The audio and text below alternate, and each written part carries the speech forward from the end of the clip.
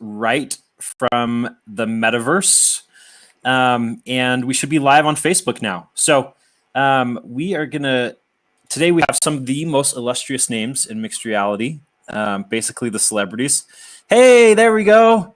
Swan is joining us from the remote cabins of LA, where she just finished running and doing Burning Man VR. So she's going to help me co-moderate this panel today. It feels like without some of the people in this panel today, mixed reality and VR would not happen. But we're upon billions of views now for mixed reality, and it's this trend that's overtaken Twitter and Facebook, and even we have some TikTok stars, right, in mixed reality now. So we're going to go over some questions, but as we do, we're just going to kick it off with some intros from everybody. So I'm Ryan. I'm the founder of the Virtual Athletics League, running this whole VR fitness with around 40 groups involved, 20 plus tournaments. Be moderating today. And then Swan, if you want to introduce yourself. So I'm Swan, and I got known mostly because of my work at Live. There was this video of me playing Beat Saber that was quite popular way back in 2018. So that was pretty dope, and it kind of started my career where I basically went off from doing Beat Saber mixed reality videos and played the song Escape to helping like other indie games such as Audio Trip and Sound Self, which is based off of like, self-care, like healing and technology. And it was through my game publisher, Andromeda Entertainment. And now I'm in LA. I just did like VR Burning Man, and I'm getting involved in like content creation here in the LA creative space. So right now for 2020. So it's been quite great. I've been doing like the digital nomad life out. So basically, I guess I'm a traveler, artist, and dancer in the VR space. Awesome. Thank you. Whirl, you're joining us there from the metaverse. You're actually joining us from, is that an arcade machine besides you? That's the Synth Invaders machine. No way. Yeah, okay. It's great. Yeah. And welcome to the futuristic apartment of Synth Riders. So, I live here now. It's fantastic. you just live in VR and mixed reality there. Yeah. Pretty much, yeah. So I've been, I got into VR in 2016 and started streaming virtual reality in 2017 and moved into mixed reality in November 2017. So it's sort of the pre-Live days. And I've pretty much lived here ever since. It's fantastic. I started really with Audio Shield was my first game, and I still stream Audio Shield today. And then I found Synth Riders was such a real love for me, and like I live here. And I started doing QA work for Kluge for Synth Riders, and recently, sort of early this year, I took up the role of product manager for Synth Riders. And I just love it. Love the game, love being in VR, and it's fantastic. Yeah. Now we're very grateful for you to make the panel today. Can you tell us what time it is where you are actually? Where I am right now, it's 30 minutes past midnight in the future. VR international time zones. So you're in the future right now, actually. I am. I'm in the middle at the bottom of Australia. So I'm in the Barossa Valley of South Australia, which is kind of interesting. So, from LA to Barossa Valley, home of wine and mixed reality. But there's someone who is further ahead in the future than me. Mm-hmm. Just a little bit. Just a little bit. Just a tiny bit. Yeah. Hey, Falcon, if you want to tell us what time zone you're in, did you need lots of caffeine to make it through to this moment? This moment, there was no need for caffeine. I had a bit of a smoothie before we started, but I played Outlast for about 2.5 hours for a bunch of peeps for the first time. So my heart rate is up here, is up here somewhere right now. So I'm just past 1 a.m. So we're half an hour ahead of where Wirral is in Barossa Valley. I'm in southeast Queensland, which is Brisbane, if you guys know the name. So it's we're loving the whole VR thing. If you want me to continue while I'm talking with how I started off, is that all right with you, Ryan? Oh, absolutely. Yeah, go ahead. How did you get started off? Yeah, go ahead. I was stuck at home for quite some time. I had a bit of a work injury that I had to stay home for quite a while for things to go back to normal. So And you were quarantined before it was cool? yeah, 2.5 years ago, I was quarantined for 6 months. Yeah, I was stuck for almost exactly 6 months at home. I mean, I was able to go do a few things, but I had a friend that my kids and his kids were in school, and he showed me something I could do while I was stuck at home because I wasn't allowed to go out and exercise for many reasons, but I had to move still. So I was actually rehab for me to begin playing in VR, and of course it started off with Beat Saber. I did a few little videos, and before I knew it, there was this thing called Live that I got introduced to, and that's when things went just crazy. I couldn't believe the technology. But yeah, that was back in 2018, and I loved how much the immersion of Beat Saber at the time, and then we had other games follow that up, like Synth Riders, O-Shape, Pistol Whip. The game's just starting to roll out now, and like as I continued with my streaming on Twitch, and I did a few videos on YouTube, doing the whole VR content creation and then mixed reality. Um, Something else came into fruition that I completely didn't expect. In that time, I lost something over 30 kilos. So going from Nice. just going from just sitting down playing games for years, coming into VR, just doing it for fun, rehab, and all of a sudden, I had quite a bit of a followership. We started doing more videos, more Twitch streaming, all the live broadcasts, and starting then I ended up with my experience in a general idea of exercising and my knowledge in VR. I landed doing a bit of work for Your, and now I'm working along with Your Fit, which, if you don't know what those guys are, they do the VR fitness metrics, like your heart rate, your calories, counting your squats, and just all those cool little things that people want to keep track of while they're exercising, especially with the fact that they've been stuck home for, are we still in 2020? Yeah, for the last year. I know, right? 2020, what a year. Yeah. So that's kind of where I started off and where it brought me. So imagine. Quick question. Absolutely. When you stream, there's actually like a bird with a heart rate, on your channel, right? How did so you've seen that? Yeah. How did the whole Hey Falcon thing come apart? All right. So my name so the Hey Falcon thing started off as I wanted people just to greet me by just saying by my brand name. It was like a positive attachment to the name Falcon. Now, the Falcon has been my alias ever since I was born. Let's put it that way. My name Shahin, which actually is I was born in Turkey, so that's a name that means Falcon almost directly. No way. I thought that's so rad. Yeah, I thought it was pretty cool, so I kept it, and it's been my online gamer tag forever. And then the Hey in front of it just came from a positive notion that you almost have to be positive to do it. So yeah, that's where that one came in. AJ, also awesome name, Dr. Doom, joining us from Latveria. And I don't think we'd be in mixed reality where we are without you. If you want to do a quick intro. Sure. Cool story, by the way, by your name, Falcon. I didn't know that. So I'm Dr. Doom. Most people actually call me Dr. Doom. Calling me Asian makes me feel a bit strange and DIY. But you know better. Come on. I'm the co-founder and CEO at Live. We build VR capture tech. Our bread and butter has always been mixed reality, building off the back of giants like Hollow North Wind, Steam, and Steam VR application. But today we also do avatar capture, first-person capture. We're quite unopinionated in how creators should capture their content. We just want to provide them with the tools to do so in any shape or form. I'll keep it short so you can get into the questions. All right, yeah, Swan, if you want to kick us off with some questions here, that'd be great. Yeah, so given the pandemic and your story, Falcon, I figured that there's a lot of people at home kind of bored, needing to move around, needing to basically get out some still energy and also connect with other people.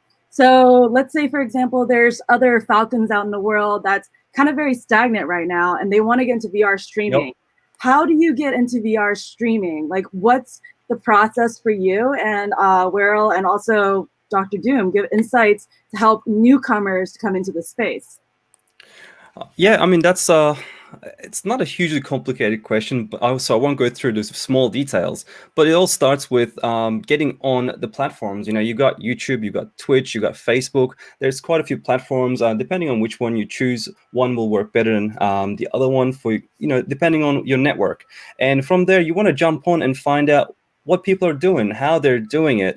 Just be part of the community, learn about how the software works, because there's nothing worse than jumping in and just winging it, because we all know as streamers that is, I do it sometimes, but but yeah, once when you're VR streaming, like, it's something that is very difficult to show someone the experience of VR through just what you see, and you've got the head shake and everything. So for a lot of people that have experienced VR through somebody else's eyes, it's not the best experience. So when we have the option to do what we do now in mixed reality, thanks to Live, and you're able to see the person's movements and everything, there's just so much more enjoyment out of seeing the content. But yeah, coming back to starting off, exactly, you want to jump into all the the blogs, Facebook pages, and any Discord channel that has the game as their community on Discord. You want to jump in and find out what other people do, and watch and learn all the little nifty little tricks. Every little bit will help you start off. Definitely. And you've got to have the space, and you've got to have the software.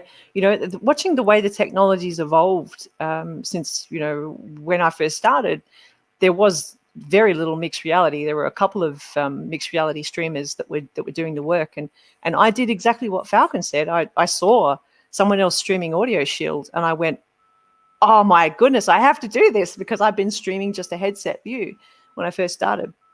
And I asked questions. I asked them what they were doing, and we were doing manual composition in OBS, laying the camera image over the top of the game image and trying to marry those two up. And I look at what Liv's done now and made that process just so much better and so much more accessible for so many people. And we've got things like Oculus have their product as well, Oculus Mixed Reality Capture, which works for the Quest, which is another option too. So there's definitely technology out there. You need a green screen, you need a camera, you need some lighting, and you need a VR headset, and you need patience. If you've got those things, then you're well on your way to starting. Yeah, I think we're all just building off what you said. Mixed reality has come so far in the past 3 or 4 years, right? I remember going to VRLA and another game in our summit, like Racket NX. They had this amazing 2-person setup, right? But they had to work. Oh, hey, look, there's a green screen right there. And it was like, it was like the most incredible thing, right? They had 2 people playing there, but they had like thousands and thousands of dollars in like equipment, and it was like manual compositing and OBS. Oh, that green screen has seen some love right there. Yeah. And then and there's Audio Shield, there's a few early ones. And then I remember just this moment. I was in San Francisco. I was in the basement of we went through an accelerator, and just on Facebook, out of nowhere, I saw Swan, and I had no idea who she was at the time. And she just pops up in this viral video, right? And then I knew the world had changed. I didn't know how. I didn't quite understand it, right? And I hadn't even played Beat Saber at that time. But that was really a turning point, right? And just the adoption of it. I don't know if Swan or AJ, you want to talk a little bit about that moment and just kind of the evolution of the technology there. Well, it's kind of interesting. So how I got into the role was I did a virtual tour of Burning Man 2017, and I got 20,000 views in 2 days. So Six was like, this girl knows how to make content. And also I'm a dancer. So I got hired on, and it was kind of crazy. It was just a series of events. A previous video made the front page of Reddit. I posted the second video, and it just went viral. And me personally, I wasn't a gamer at that point, so I didn't even know what was Twitch. And I'm like, what the hell's happening?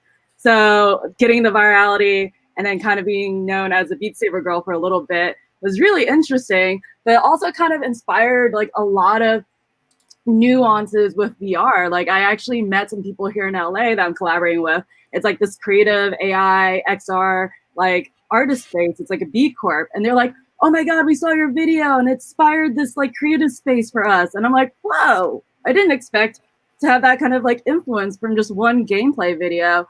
So in itself, like it kind of influenced a lot of streamers and a lot of people to understand like what is VR. They had like a lot of questions that were like, what is this? Like, is this After Effects? They didn't know that it was all real-time capture using green screen. So a lot of people just thought it was all post-production, it was all fake, it wasn't real. But as more people got into the mixed reality space, they realized, oh, this is all in real time. This is like I missed that. streaming.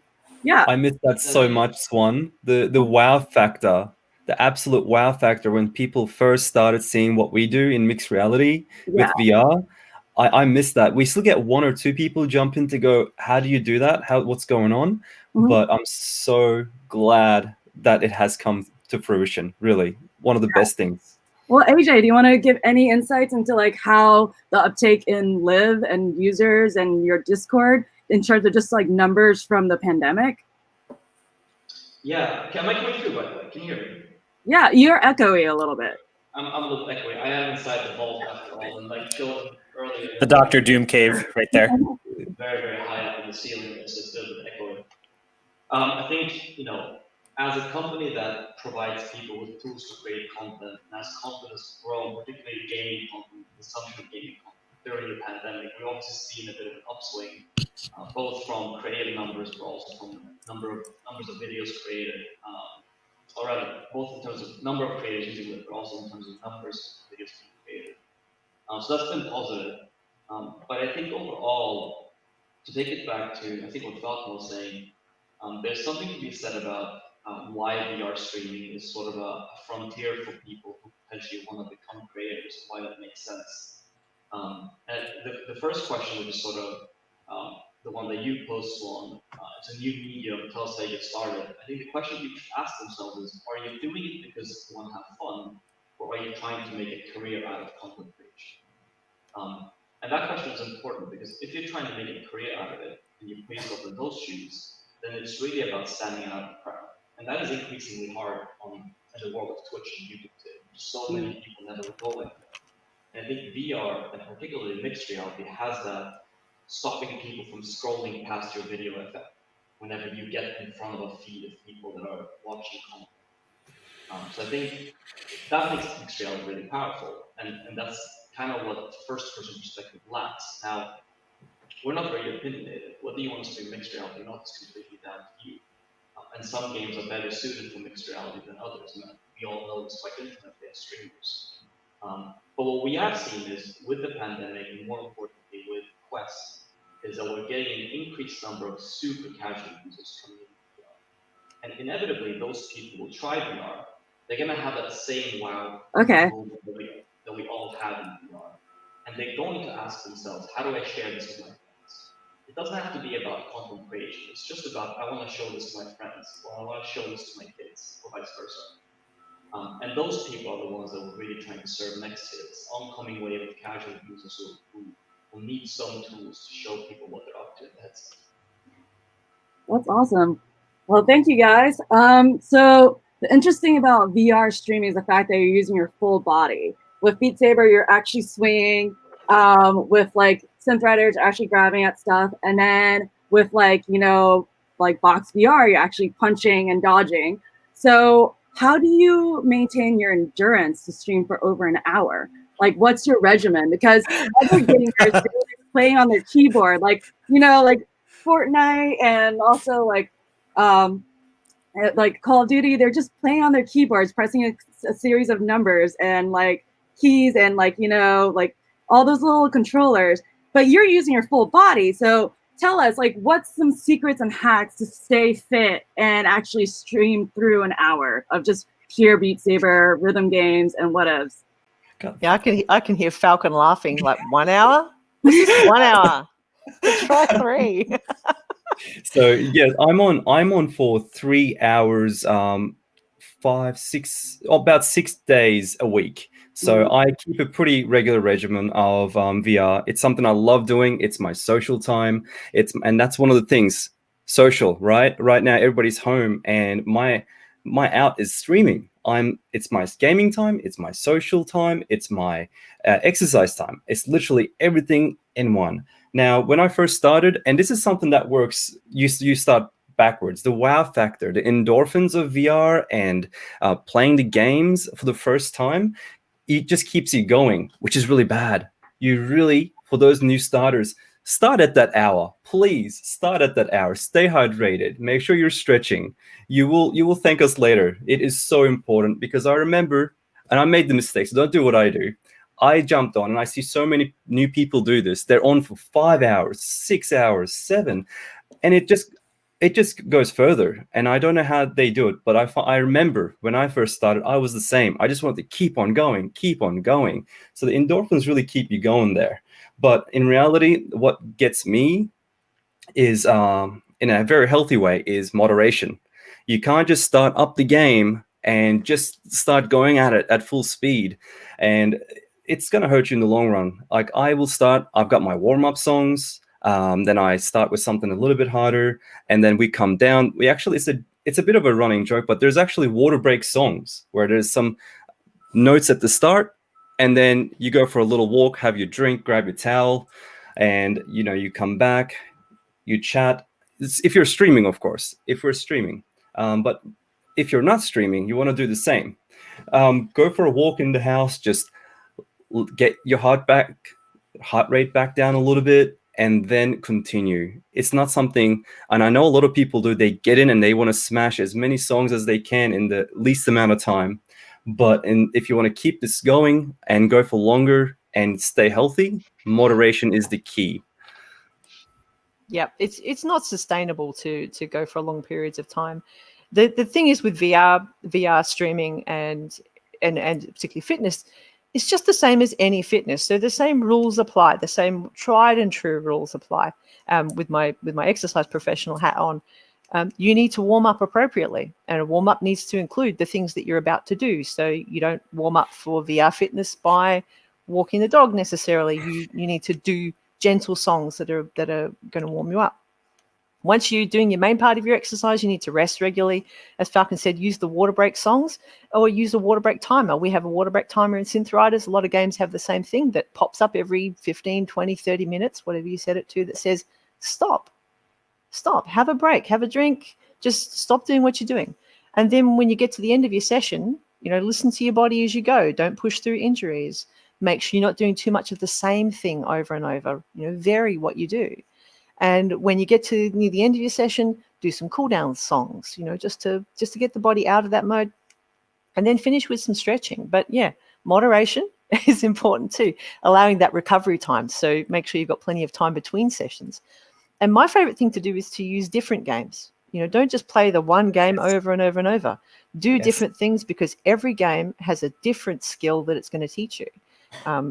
Mix up things like quiver, do some bow and arrow work in between your box VR, where you're going to be doing your squatting and punching, or your Synth Riders when you're going to be riding the waves, your audio trip, your Beat Saber.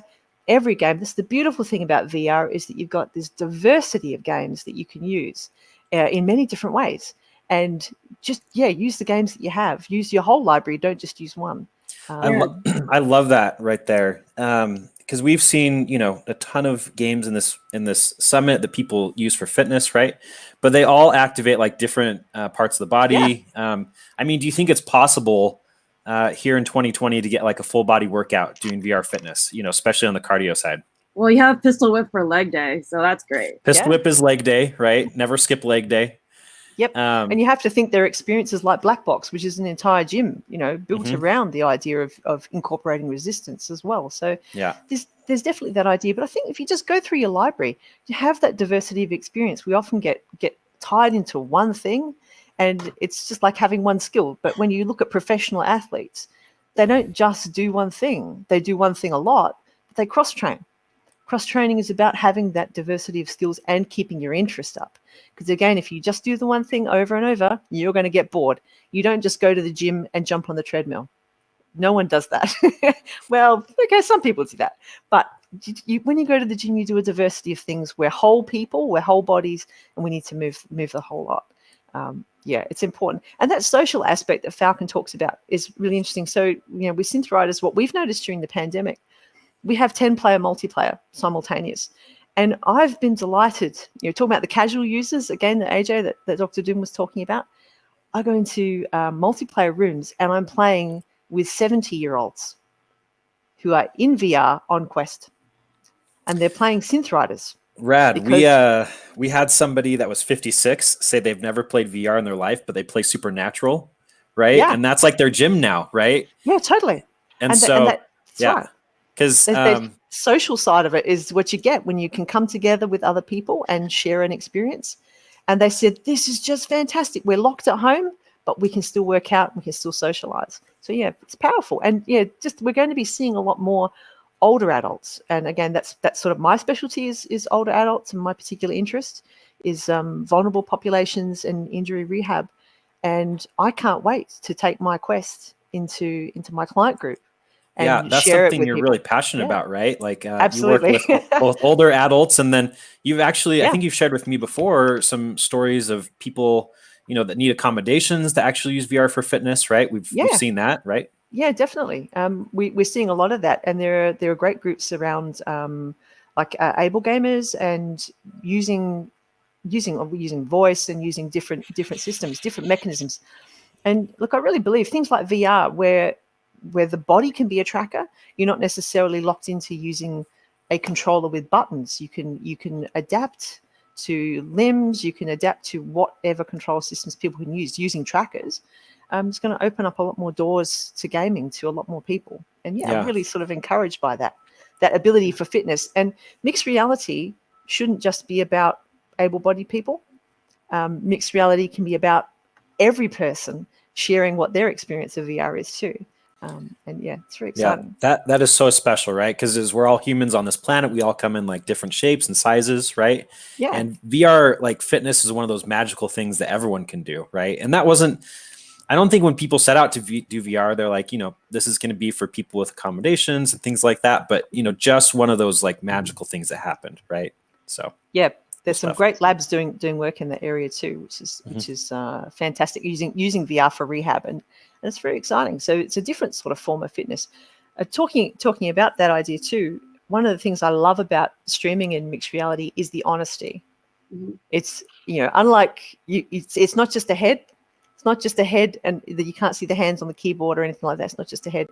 The whole body is there, and you can see if someone's cheating or not. You can't fake it, right? No, you can't fake it. It's honest, and Yeah. there's something special about that. Yeah. Well, also it's showing off your movements. Like one of the things is like I'm a dancer, so like it was interesting because I got a lot of guys messaging me, and once Beat Saber came out, they're like, "Oh my God, you made it look so easy because you just like glided through that."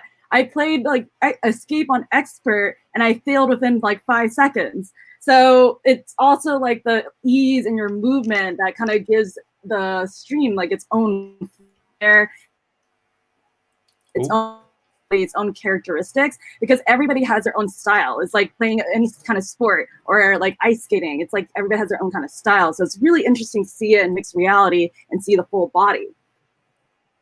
AJ, any other insights to keep up your physique?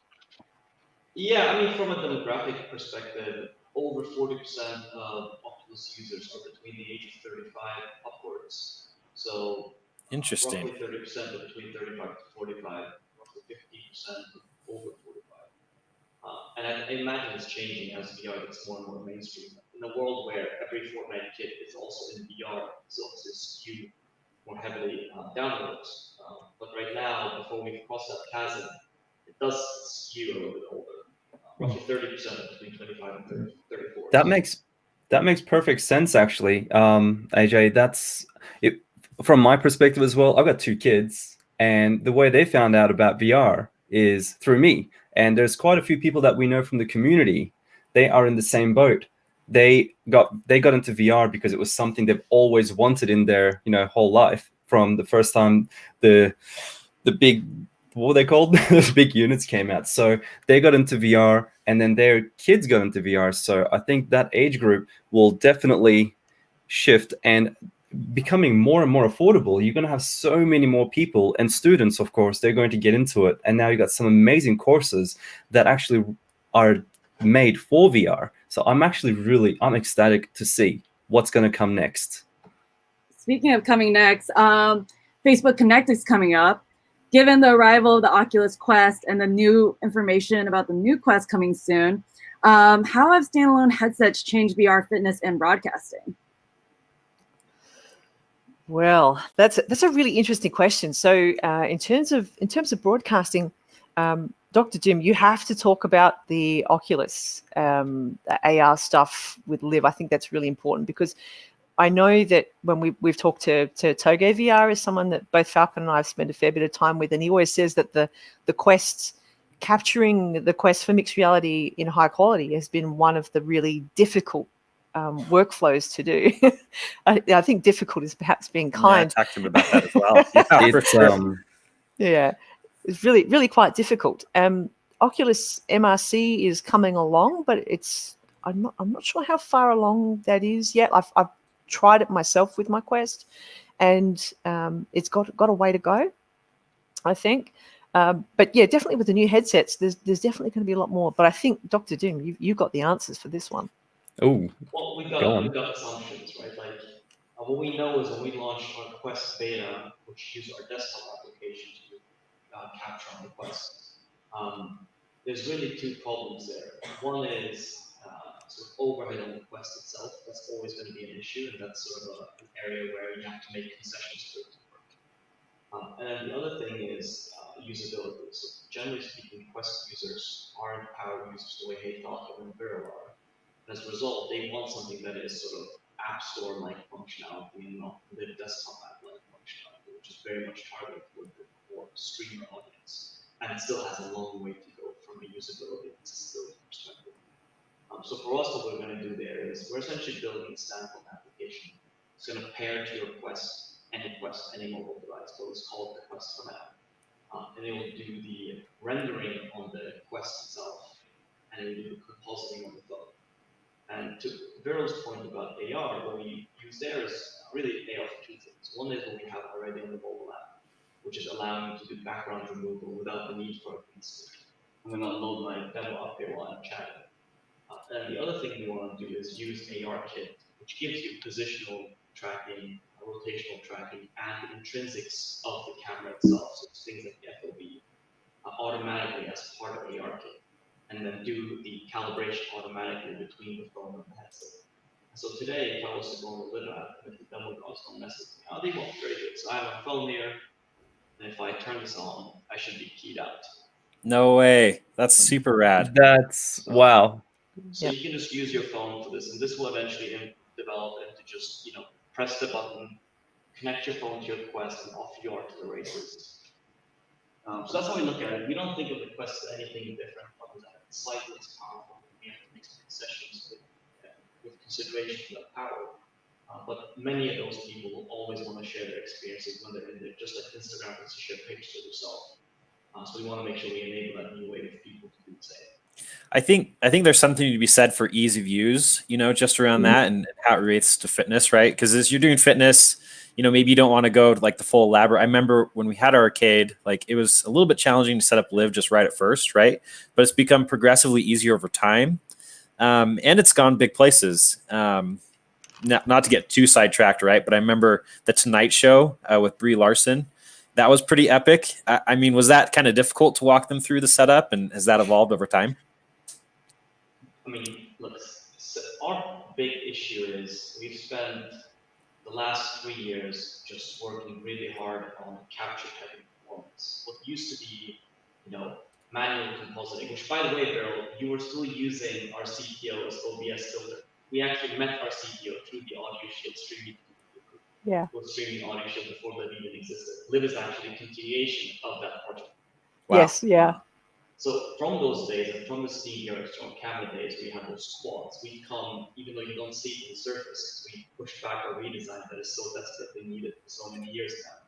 But under the surface, we spent a lot of R&D just optimizing, capturing performance of compositing, as well as quality of compositing. So what you have today is very different to what you had 3 years ago. And now we have this design depth that we're really tackling for 2020 2021, where we want to make the onboarding and just the general feel of the app feel likely and easier to use. To answer your question about the Tonight Show, once people are set up, it's sort of obvious to people how to set it up. And as a result, we know that our big problem right now is we're just not guiding. Setup really itself is you pick a camera, calibrate the camera, and launch the game. And if you're using avatars, it's just create an avatar profile and launch the game. It's really quite simple. We need to make it look and feel simple now. That's sort of the next challenge for us. That's so rad. Just love the ease of access. Love the use. As a reminder, this is not our only panel today. We're going to be talking about spectator cameras and other things like that with upcoming game Blast On. We got Racket NX. We got Tommy Palm, the creator of Candy Crush, CEO of Resolution Games. We're going to be talking about a little bit later today. So AJ, look forward to future thoughts. As a reminder to everybody, we are live on YouTube. We are live on Twitch. We are live on Facebook. So we're seeing some cool comments coming in. If you have questions, let us know. We got one from Felicia. She says, my kid had VR first and finally, so this was reverse, right? From Hey Falcon, what you said, where her kid had VR first and she's like, what is this game, right? And then she tried it, she came hooked. And she hated exercise before, and now she exercises all the time, sometimes multiple times a day in VR.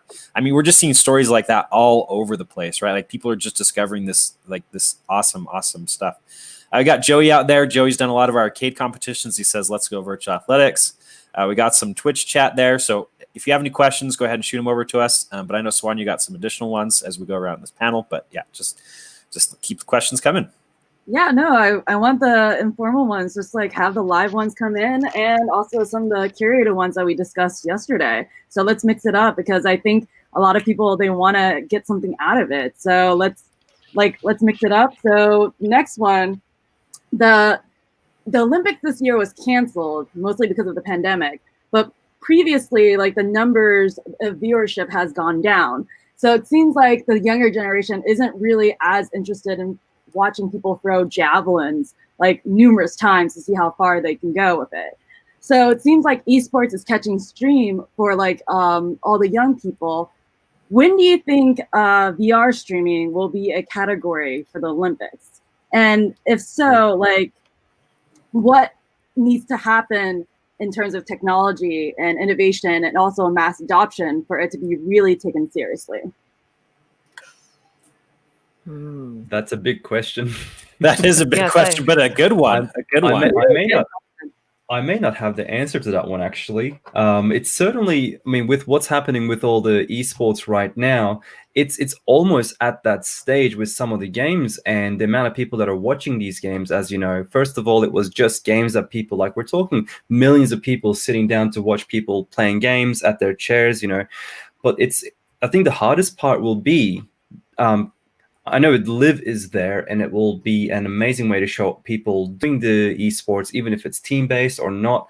But look, I would love to see it sooner than later because some of the people that play esports in VR esports, they train just as hard, if not more, than some of the Olympians.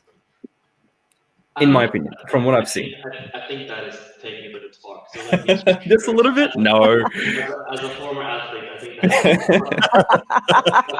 I would say this. I am a Swede, and as Swedes, we have been on the forefront of esports for the last decade. I mean, esports was a thing in Sweden and in some of the Scandinavian and South Korea before it really was a thing anywhere else. In Sweden now, you have esports on television, national television, every week. Every Thursday and Friday, I think, we show esports on TV as if it was football. And so I think that adoption curve is going to continue. And I think there's largely one big reason for it. And that is esports and being a competitive gaming athlete is so much more accessible than being a professional insert your favorite sport. In other words, it's really hard to be a professional basketball if you're 5'5". But the PC doesn't care if you're 5'5 or not. And I think more people today are interested in, say, a game like Fortnite and being good at Fortnite than they are interested in becoming a professional football. So you have this top funnel of people in a sport that is way more accessible, and a subset of those people are going to be competitive, and a subset of those competitive people are going to try and be the best. And I think with VR esports, it will just be part of that curve just further down. So while I agree VR esports is more physical and the format by which it will take will be different, I still think it's largely going to be gaming. And as a result, it's step shifted away from traditional esports to the Olympics, which for what it's worth was already part of the conversation. I believe the Olympics have already talked about having esports, some esports, I don't exactly remember which game they were talking about, to be part of the official roster. So it's coming, it's certainly coming. And in fact, our belief is that esports will be bigger than sports over time as these mediums converge. I mean, it could be, right? Like I think we already saw some milestones like League of Legends, beat out the World Series, and some other things in viewership. There's just been some crazy. Dota 2. Yeah, Dota. Yeah, that was amazing. And then we got Joey here in the chat. He says, give it 2-3 years, right? And Rocket League's going to be part of the Olympics, right? So, yeah, that's intense. And the probably big difference between sort of our physical sports that we have and things like esports is that they're almost self-funneling. Typically if someone wants to be a really good tennis player, they've got to start off playing tennis at a lower level, and then they've got to go through the clubs, and there's only so many people who can do that path. Whereas anybody can start Rocket League. You can have millions of players, and then that can gradually whittle itself down. It's kind of like a giant league on a massive scale, global, and the top players are going to naturally filter their way through up to the top rather than having to go through these tier systems that people only get promoted to, top leagues once they've played all these bottom layers. The game kind of lets the top players filter themselves up to the top. So, you'll find it's a lot more accessible in terms of being able to actually start playing these games. And if you've got that skill and you've got that talent, well, you're going to rise to the top. There's very few barriers to entry. It's just having the game. It's not about having sponsorship to keep going necessarily. Well, I think we've seen some super intense skill set from we just ran the Synth Riders competition, right? And we are not revealing the winners yet. We know the winners. They pre-recorded. No, you have to wait for me. Right? Surprise! Hey, Falcon's going to be the caster for that, right? Yay. But so excited to see the winners of that. I mean, do you want to talk a little bit about that? Just the collaboration, and we actually didn't broadcast that one in MR, right? I think they were so intense on performance, right? Yep. And just they that. don't, So, they don't want to do it in mixed reality because of their overhead on their machines and doing mixed reality at the same time as actually playing the game. And they wanted to make sure that there's 0 frame drops and everything is just right. So competitive players do tune the game to make it the best for them. So they tune all the options to make sure they have the best visibility for their eyesight, and to make sure that the contrast and the patterns, the stages they use, give them the best possible chance of seeing what's coming ahead and being able to play. Some of us like all the sparkly bits and everything and all the colors, but some people want to just focus on the notes coming in. It makes a little difference. Like, I play with all the sparkles. I love all the sparkles. All the sparkles. People ask me, how do I see what I'm doing? I'm like, I don't know, but I like the way it looks. And that's the thing, it's a little bit different. So the tournament players, but their tolerance between their skills is just so fine as well. They're amazing to look at the way that the competitive players, just in our game, an average player, they might be getting maybe, they'll be dropping a note here or there, but for them, they consider it to be a miss to get a poor hit. It's a miss if it's a poor, it's a miss if it's not perfect. And they're really aiming towards getting every single note dead center every single time, and that's their aim. So they're really taking that to the nth level, and it's a different approach. Whereas the flip side of it is the people who want to get creative and dance and do that side of things too, and we have room in the game for that as well. That I was even thinking about, in the Val League, there was a great video of one of the 11 players playing table tennis in VR. That's Alex Tower Yeah, Tag. that's sensational. That was amazing. I talk saw about that skill video. transference. Skill transference. It's amazing. So maybe we need to post that in the Discord again. But Alex, he is a highly ranked 11 or table tennis player in real life. And then he also made it to our quarterfinals for 11 table tennis. And what he did in the video is he put a side by side of him playing in real life And there's actually a study, and I almost get overly excited about this, but it said that if you play 11 table tennis, your skill set for real life, like ping pong and table tennis, actually gets better. Like that's what's so rad about VR is like it transfers to real life skills. And there's just Absolutely. The yeah, hand-eye coordination improvement, and we're not just talking about sports, it's music as well. Like you take like Beat Saber, for example. I cannot drum save my life. No way. Two hands doing two different things, and then you add the pedals. Now I can get in there and I can actually keep a rhythm because of the skills that I have learned through rhythm games. You know, it's amazing what one can transfer out into what you can do in real life. Well, it's all real life, but you know what I mean. Yeah, skill transference. yeah. I think we're all real life, not Ready Player One yet. Hey, Simulation given 2020. Yeah. What I was gonna say there real quick is, I mean, not to mention there are experiences like Paradigm that are teaching you how to drum. It's basically a drumming simulator in VR. And in many ways, it's like visualization with input. I mean, for every professional athlete, people talk about visualization as a critical mental component of preparation. Not just sports, anything you want to excel in. Now take visualization and add input that has haptics to it. You're getting an experience for your brain that's easier to memorize, that's more relatable. So it's almost obvious that it would have that skill transference if you think about it. Perfect. Well, given Hey Falcons mentioned the sparkle and also Dr. Doom's mention of haptic suits. So with the Live Twitch integration, you can have the sparkle, you can have like followers' names pop up and all that stuff. This is still the beginning of VR streaming. What are something that you wish you could have? Like haptic suits that respond to your body movement, so it gives you like the best camera position. Like what would you like to have if the sky was the limit? Oh man. I'm just thinking about how badly chat's going to troll me. Oh my god.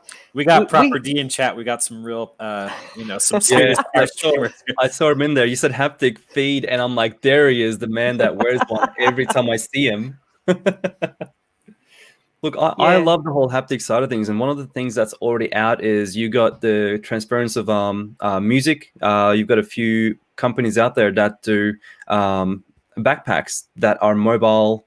They're like more of a studio unit, but you can attach it to audio. So you've got a couple. I think Woohoo and Subpack, they do some really amazing mobile audio devices. Mine's in a box, otherwise I'd pull it and show you. But when you're playing rhythm games in VR, it's such an amazing addition to your system. So we've got the laser. I think it was the laser tag haptic suit, isn't it? They did that one and sent it out. Just being able to feel more and just being able to share more. Maybe not as far as smelling more, but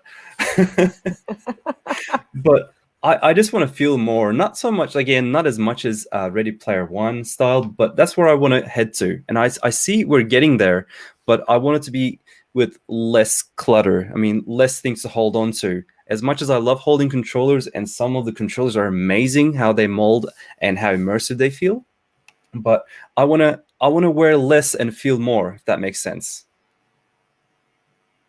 Yep, I know exactly what you mean. It's like the magic triangle of wanting things cheaper, better, and faster. You gotta pick it. Yeah. But what I would say, Swan, on the sparkles and the stuff we do with Twitch is what we realized from that is even though streamers love it, because in a way it adds more engagement layers to their stream, and that makes sense. For us, we felt like it was just it was at best an incremental or a marginal improvement to streaming today. And we tend to not be very interested in things that are only incrementally improving the experience. So we've kind of stepped back from that. It's still available. We're actually open sourcing it right now. We want anyone to be able to continue building on it if they want to. People are still using it, asking for it every day, surprisingly. But we have something in store for the medium to long term that we think is going to change specifically how superfans interact with their favorite streamers. So actually discarding all the lurkers and the casual viewers and only focusing on that intimate connection between those who desperately want to be seen within the context of a stream and those who are the ones that hold the social signaling power. In this case, Hey Falcon and Beryl in the context of their communities. Okay, all right. Well, we got maybe just a minute or two left here in this panel, because up next we have Chris Haney from Space Pirate Training. We have Tommy Palm, the CEO of Resolution Games. We got Michael from Secret Location, the Blasters of the Universe. Sonia will be moderating that one. And then after that, we have an additional panel on spectator cameras. We also have Adam Draper and Chris Haney again joining us for a special fireside chat, investment in VR, things like that. So thank you, everybody. This is our first early morning panel. Thank you, everybody in the U.S. for waking up early and watching this one. Thank you, everybody in Australia who is burning the midnight oil doing this one. Super appreciate that. I think, World, we potentially owe you at least some flowers. We'll have to deliver those. Hey, Falcon, I think you have a real life bird too, right? Maybe we'll send you some. No. He doesn't have the bird. He's got the dog. I've got the bird. Oh, okay. So reverse. Okay. All right. We got it there. And then Adrian will be joining us for a later one, with Tommy Palm. So maybe just one or two more questions, and then we're going to jump to live production from the next panel. But Swan, you want to just kind of wrap it up, or just one or two more questions here? Well, what do you think the future of broadcasting could be? Basically, do you think that we'll actually have our own TV channel? Or do you think that there'll be a version of Disney Plus coming? It's like VR Plus, where it's all VR mixed reality streaming. It's a really interesting thing. The more that I think about TV, the more I sort of feel like TV is a bit dead. I didn't, I spend more time watching creators either Twitch or YouTube, individual creators who are doing niche television. I want that really obscure person who has that really interesting discussion about, the significance of Trevor Horn as a producer of 1980s music, more so than I want to watch yet another reality television show. It's a different kind of reality TV. And I think we're all sort of making this one-to-one connection. And in terms of fitness, it's finding people who have similar values and who you can relate to. They'll be the people that we want to connect to and do fitness with. I'm also really excited about AR too, because I worry about people who can't use VR for whatever reason. Vision is a problem as we get older. AR opens up a lot of really interesting opportunities for us as well. So I'm excited to see where that goes too. That'll be sensational. And I want to hear more of what Dr. Doom's just talking about. I want to know more. if you want to stay up till, that's probably a good jumping off point, because this is not the only panel today. So if you want to stay up till 2 a.m. or later, you can hear Dr. Doom on that later panel today. But I think that this is for the first panel today. Let's wrap it up here. And anyway, we're super excited for the Synth Riders finals to be broadcast. Swan, thank you for joining. You'll be joining us and moderating a later panel today. VR Fitness Insider will be joining us. And I think, yeah. Cool. Thanks for having me. Okay. Yeah, thank you so much, everyone. All right. Okay. Loves.